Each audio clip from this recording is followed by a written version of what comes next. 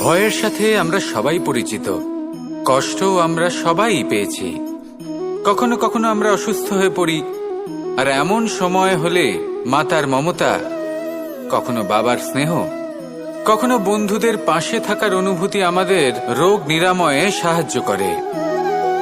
কখনো যদি আমরা নিরাশ হয়ে পড়ি, তখন যদি আমাদের কোনো আপনজন আমাদের দুটো ভালো কথা বলে, তখন আমাদের মনোবল বেড়ে যায়।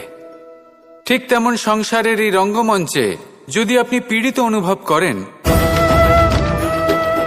কিছু শুভ কথা আলোচনা করুন, কিছু স্তুতি গান করুন, কিছু মুহূর্তের জন্য হলেও নিজের ইষ্টদেবের কথা স্মরণ করুন আর প্রার্থনা করুন। সাহস বাড়বে, শক্তিও বৃদ্ধি পাবে এবং সামনে এগিয়ে চলার পথও দেখতে পাবেন। তখন এই মন প্রসন্ন হয়ে বলবে, রাধা রাধা।